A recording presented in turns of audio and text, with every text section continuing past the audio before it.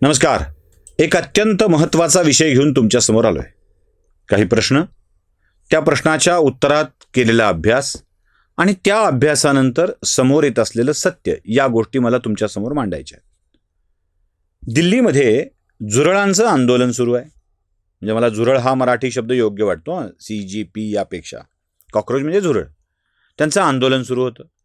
म्हणजे अगदी ही झुरळ जमात जंतर मंतरवरून लोकतंत्र वाचवण्यासाठी संसद मार्गाच्या दिशेनं निघालेले होते. आता देशाच्या सार्वभौम सभागृहावर हल्ला होणार अशी स्थिती होती. पोलीस त्यांना अडवत होते. पंतप्रधान, संसद आणि पंतप्रधान निवास या दरम्यान चक्रा मारत होते. दिल्लीची पोलीस आणि पॅरामिलिटरी फोर्सेस दक्ष होत्या. काही ठिकाणी तुरळक प्रमाणात लाठीचार्ज करण्यात आला. सगळेच लक्ष ठेवून होते. JP नड्डा 10-10 मिनिटाच्या बैठका करत होते या झुरळांच्या सोबत. कुणाला प्रश्न पडला का यावेळी? एक माणूस कुठे होता? मी पंतप्रधान म्हणत नाही, पंतप्रधान दाखवलेत लोकांनी, ते दिल्लीत होते. देशाचे गृहमंत्री अमित शहा कुठे होते? दिसले कुठे या सगळ्या प्रोसेसमध्ये? दिल्ली वाऱ्यावर टाकून देशाचे गृहमंत्री कुठे गेले होते?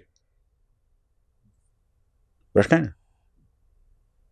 आपलं काय आहे, आपण पंतप्रधानांसोबत काय झालं हे बघतो, त्याची चर्चा करतो, आणि अमित शहा कुठे गेले याकडे मात्र दुर्लक्ष करतो. कारण त्यात काय दडलंय हे कळतच नाही. म्हणून आमचे भाऊ तुरसेकर म्हणतात ना की मीडिया जे दिसतंय त्याच्या आधारावर बातम्या करते आणि जे दिसत नाही ते नाहीच असं समजून बोलत असते. पण जे दिसत नाही ते नेमकं असतं हे मीडियाला आपल्या कळत नाही. माझा एक प्रश्न आहे, मीडियाला खरंच कळत असतं तर आत्तापर्यंत एक बातमी वारंवार दाखवली गेली, मंत्रिमंडळ रिशफल होणार, मंत्रिमंडळ रिशफल होणार. 2 महिन्यापासून या बातम्या ऐकतोय, वाचतोय, पाहतोय. ह्याचा पत्ता कट, त्याला मध्ये घेतलं, पवारांची लेक जाणार का, शिंदेंच्या पोराला मंत्री करणार का, राष्ट्रवादी काँग्रेसच्या विसर्जन झाल्यावर अजून किती मंत्रिपद त्यांना वाढणार, महाराष्ट्रातले हे दीडशाने सगळे या स्वरूपाच्या बातम्या देत होते. कोणी गाडीत बसून, कोणी गाडीत न बसता आपल्या आपल्या बातम्या प्रत्येकाचं देणं चालू होतं. झालं खरं? नाही. ना विस्तार, ना शफल, ना खाते बदल, काहीच नाही. पुन्हा म्हणले महाराष्ट्रात होणार आहे. झालं का? जयंत पाटील अर्थमंत्री, याव ट्याव 12 भानगडी सगळं झालं. अहो, यांनी दाव्या केलेले तिकीटं सुद्धा राज्यसभेची आणि विधान परिषदेची मिळत नाहीत, बाकी सोडून द्या. त्यामुळे यांचं खरं समजत जाऊ नका. म्हणजे आता फार अवघड झालं, देशात काय होतंय, या सगळ्या गोष्टी सोडून द्या. त्यामुळे हे दाखवतायत CGP आंदोलन, तेवढं तुम्ही बघताय. ते बघितल्याने तुम्ही अस्वस्थ होताय. सप्टेंबर महिन्याचा पहिला आठवडा, जुलै चालू आहे शेवटचा आठवडा, ऑगस्टचा पूर्ण महिना आणि सप्टेंबर महिन्याचा पहिला आठवडा, 1.5 महिने, 45 दिवस अजून थांबा. 45 दिवस. या 45 दिवसात हे आंदोलन शांत झालेलं असेल आणि एक नवा धमाका घडलेला असेल. काय हा धमाका? कुठं होते अमित शहा? आणि अमित शहा तिथेच होते जिथे नेमका धमाका घडणार आहे. अमित शहा होते पश्चिम बंगाल राज्यामध्ये. इकडे दिल्ली बिनधास्त सोडून देऊन मला कधी कधी शंका येते, चला हे भाजपवाले तर असले काय गोष्टी उभा करत नसतील ना, म्हणजे आपल्याच विरोधातल्या. म्हणजे दिपके हा भाजपनं उभा केलेला नक्कीच नाही आहे, कारण दिपकेच म्हणतो मी भाजपचा विरोधक आहे. मग सोनम वांगचुकला का पाठवलं तिथे दिपकेला 0 करायला? कधी कधी प्रश्न पडतो मनामध्ये. मला जो पडतो तो सांगतोय, बाकी तुम्ही ठरवा काय ते. माझं म्हणणं नाहीये की हेच खरं गृहीत धरा. अमित शहा पश्चिम बंगालमध्ये गेले होते दिल्ली वाऱ्यावर सोडून, म्हणजे दिल्लीत काय होणार नाही हा विश्वास ठेवून, वाऱ्यावर सोडूनपेक्षा हा विश्वास ठेवून. काय होतं कोलकात्यात? निवडणूक नव्हती, मंत्रिमंडळाची स्थापना नव्हती. बरं, ममता बॅनर्जीचा पक्ष फुटून पार 13 वाजलेले आहेत, त्यात काय घंटा फरक पडणार नाहीये. मग का गेले होते? 2 दिवसांचा कॅम्प का होता अमित शहांचा कोलकात्यामध्ये?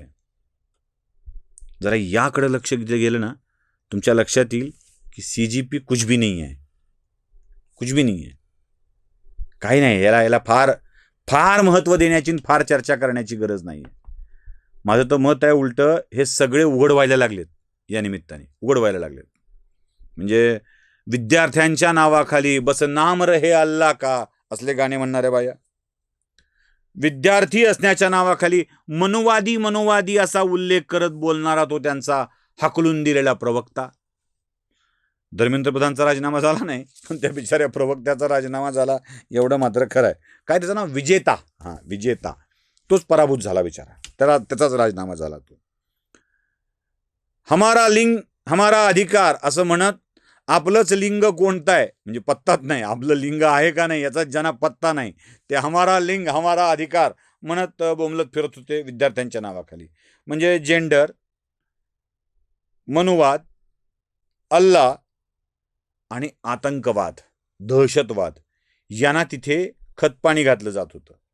हे रोज एक्सपोज होत होते, रोज. ते अफजल गुरुचे नातेवाईक काय तिथे येत होते. आणि कदाचित अमित शहाने हा विचार केला असेल की अपनी मौत मरने वालों को शहीद नहीं किया करते. जे आपल्या हाताने एक्सपोज होत आहेत ना त्यांना फार महत्व देण्याची गरज नाही, म्हणून ती यांना दिलं सोडून आणि ते गेले बंगालमध्ये. बंगालमध्ये का गेले होते? लक्षात ठेवा, मी 40-45 दिवस म्हणतोय, संसदेचं हे अधिवेशन सुरू आहे. सगळ्यांचा दावा आहे की या अधिवेशनामध्ये म्हणजे मग ते काय 2/3 मेजॉरिटी करायला वगैरे गेले होते वगैरे असलं काही नाही. मी लिहून देतो, काँग्रेसला आनंद साजरा करण्याची वेळ येऊ देणार नाहीत. म्हणजे आम्ही हे विधेयक पासच होऊ दिलं नाही वगैरे वगैरे. त्यामुळे डिलिमिटेशन, महिला आरक्षण हे विधेयक या सत्रात येतील असं मला वाटत नाही. सरकार आणणार पण नाही. ते अशा वेळी आणलं जाईल यांच्या ढुंगणालाही पत्ता असणार नाही, कळणारच नाही. कधी आलं, कधी संमत झालं असं होऊन जाईल ते. मग आत्ता काय होत आहे? आत्ता सगळ्यात मोठा प्रॉब्लेम या देशासमोरचा आहे आणि ते सॉल्व्ह होण्याची शक्यता आहे. तो म्हणजे या देशातल्या सप्तऋषी, सप्तकन्या म्हणजे 7 सिस्टर्स यांना जोडणारा जो चिकन नेकचा भाग आहे, तो चिकन नेकचा भाग, ती चिकन नेक मोकळी करायची आणि जराशी विस्तारायची. जवळपास 40,000 वर्ग मीटर, माझ्या अंदाजाने 40 वर्ग किलोमीटर एवढा पट्टा भारताच्या ताब्यात येणार आहे आणि त्याची घोषणा लवकरच होण्याची शक्यता आहे.